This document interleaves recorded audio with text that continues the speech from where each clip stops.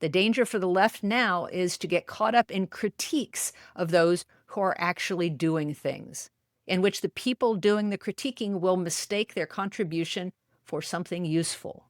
At this stage, with a closing window for action without significant increase in state violence, putting your weight into the societal shift we need is far more valuable.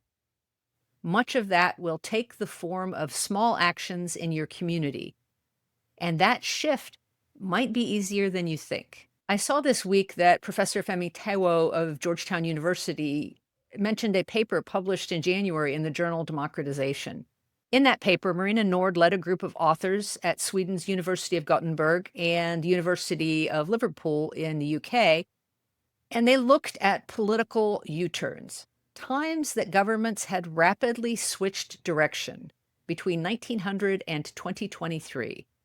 They divided instances of sudden shifts into three categories: authoritarian manipulation, democratic reaction, and international intervention. They found that these shifts were linked in ways that political scientists hadn't fully clocked before.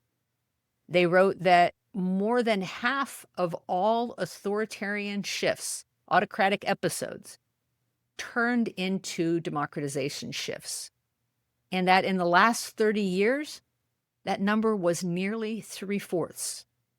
What's more, some 90% of U-turns ended in greater democratization in the end.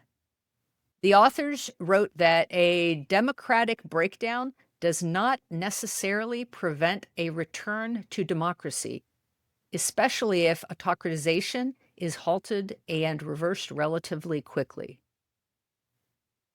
No one study represents all of reality, but this study is a helpful way to get a snapshot from a greater distance of where we are now.